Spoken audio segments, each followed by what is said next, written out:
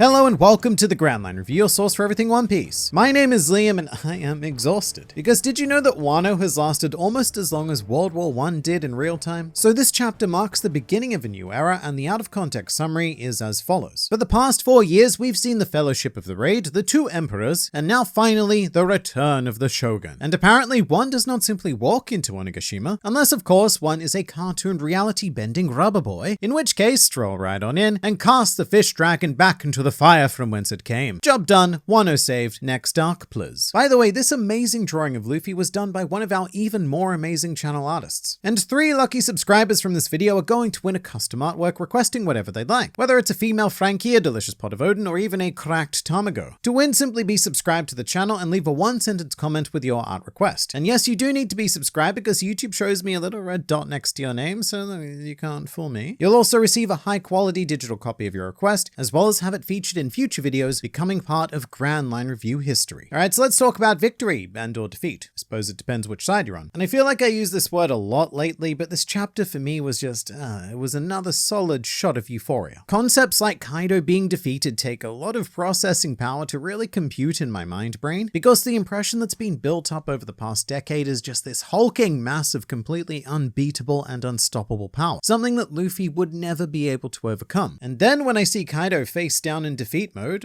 covered in magma mind you, but I see him like that and it's just like, wow, we're finally here. And I really like that this wasn't just a focus on Kaido, but also Big Mom. Oda drew this funky little map thing, showing the holes that they both made, and had Kaido next to Big Mom in the magma. Or I guess that's debatable. I've seen a lot of people saying that that like circular blob next to Kaido was actually his fluffy coat, and maybe it is, but I think that this is an Occam's razor situation where the simplest answer is most likely the correct one. And when it comes to round blobs, nobody does those better than Big Mom, so I think it's her. But my greater point here is that seeing them in the magma together really hits home that this right here is the end of an era. The two physically most powerful living things in this world have been cast into the fire like some sort of evil ring. And it's a quite satisfying answer to what was, and I guess may still be, a very real problem. Even with everything that's happened, I could never see Luffy like properly taking down Kaido, or Big Mom for that matter. They are just too damn powerful. So letting nature do some of that heavy lifting is something I'm quite a fan of. And I guess the question now becomes, are Big Mom and Kaido going to die? And I hate this question because One Piece has convinced me that death is almost never an option, but what else can we do here? These two emperors are very, very unlikely to have their dreams crushed like Luffy's other opponents, so they simply need to be removed from action as permanently as possible, and one answer to that kind of permanency would be death. Alternatively, they could survive, but be so severely injured by the magma that they could never seriously rise to power again. But then again, like, that eruption, man, that was a big boom. And these emperors were right at the worst possible point of said big boom. Then again, if Pell can survive a point-blank bomb, then look, they can survive this. So I definitely wouldn't be surprised if they do emerge somehow. I also found it quite fun that the narrator had to deal with a bit of a retcon. Like, he got a bit ahead of himself by announcing Kaido as the victor, but that has now been revised and Luffy is our official winner of the punch fighting. Although I feel like that doesn't help much for people who still think that Kaido will get back up. And if anything, the argument will be, well, the narrator lied about Kaido, so he's probably lying about Luffy as well. In my opinion, I think we're done though. I'm sure that in many lesser manga or even some sort of game, a cheap thrill would be to have Big Mom and Kaido emerge from the magma in some sort of final fusion boss form. I just personally don't see the point of another fight though. I think this has achieved everything that it needed to. So now we get to celebrate and move on. I'm very interested in what's going to happen to the landscape of Wano though, because Oda's little mini-map makes it look like a huge part of the island is about to crack and break, which in one way might be Luffy sort of accidentally opening up Wano to the world. And hey, maybe all of the magmas will harden and expand Wano into an island that's easily accessible to everyone. Although in regards to that, we do have some Momonosuke related business that kind of shuts that idea down. But here's another thought though. It is not dawn yet. And I feel like that's the key moment we're all waiting for in order for this nightmare to be over. Just that first ray of warm, comforting sun guiding us into the significantly much more better future. And I mean, if anything, we've actually made that a lot more difficult because that eruption might obscure the sunrise. A hint of warmth that I absolutely loved though was Yamato'S Smile directed at an unconscious Luffy. It gave me such a swift kick in the nostalgia balls because it took me all the way back to Alabasta when Nefertari Cobra smiled after Luffy defeated Crocodile. You know, it's the whole, kid, you just did the impossible. You saved me and everyone I care about, and you didn't have to do that. So I have all of the thanks in the world for you. But the most emotional moment of the chapter came from a fairly unexpected source, which was Toko. And I just, that came close to breaking me. Toko is the most precious element of Wano, even more so than Tama. She is the epitome of tragedy, but also the perfect example of the future that we've been fighting for. And I think it was very important that we took some time to linger on resolving her relationship with Yasu, and also taking time for Yasu in general, actually. He's a character who probably would have been quite easily forgotten about. So I really like that Oda juxtaposed Kaido's defeat with the memorial of Yasu's actions, because without his sacrifice, we never would have stood a chance. And then watching Toko mature and change her wish to just a thank you message, well, that was just so emotional, and I loved it. Although we do need to talk about this whole Yasu thing, because I think we've had a bit of a retcon here. In chapter 1050, it's implied that Yasu ate a smile fruit, and it's done in like this super sweet way, where he doesn't want Toko to suffer alone, so Yasu decides to suffer with her in an attempt of comfort. It's stupidly sweet and fatherly and all of those things, but in his Vivica databook entry, it was confirmed that Yasu did not eat a smile, and it was also said that he encouraged victims of the smile with a big smile on his face, essentially implying that he was just pretending and bringing a real genuine smile to this village full of forced smiling and laughter. So I'm not sure how I feel about this revelation. I mean, I do think they're both quite touching in their own ways, but in the end, all that matters is the results of Yasu's actions, which in this chapter can be seen through the character of Tenguyama. Toko may not be able to voluntarily smile, but he can. And watching Toko change her wish to honor Yasu gave him a genuine, heartwarming smile. I also quite like how this whole situation looks from the perspective of Toko. Essentially, she changed her wish, said thanks to her father, and then immediately after recognizing what Yasu did, Wano is just bam, saved. So to Toko, it's like her father is her own personal hero of this whole situation. But also, there's something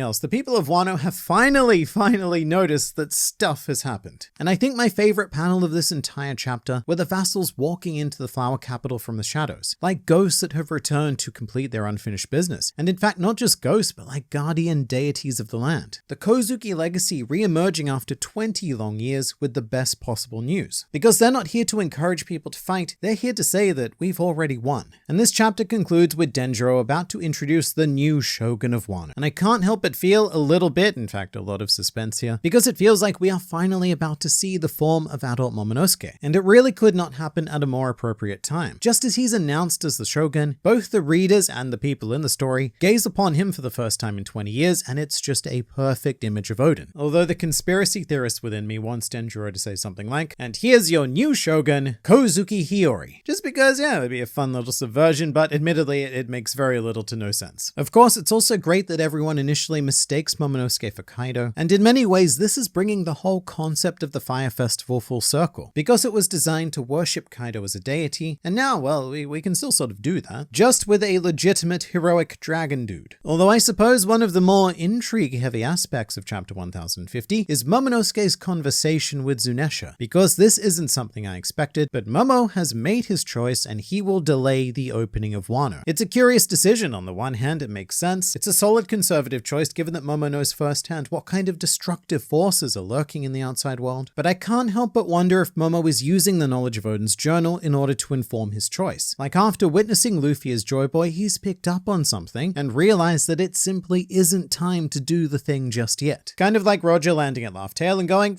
damn, I guess we were a little bit too early. Narratively, I also think it's a great move because it preserves some of that sweet mystery, which is the driving force of One Piece. And Luffy is the kind of character who will hear Momo's decision and not even bother to ask any questions. He'll just be like, yeah, okay, you do you. I'm gonna go punch some more things now. Which means that we, as the readers, may be kept in the dark about Momo's thoughts because we usually see this world from Luffy's perspective. Now, on a rather miscellaneous note, I would like to congratulate Scratchman and Pooh for officially being the last relevant antagonist standing, which I don't know if that's a good thing or not. To me, Apu's whole role on Wano has very much kinda fizzled out, and of all of the characters on the island, he is the one who still has yet to fulfill any kind of purpose for me. So I'm imagining, because he's still here, that Oda has something prepped for Apu. Not necessarily, in fact, it's incredibly unlikely to be a fight at this point, but just some sort of use for him so that there was a point in having him here. I mean, given his track record, I would be shocked if he didn't automatically attempt to join forces with Luffy, or maybe even flee to Blackbeard with some of those juicy informations, because Apu, he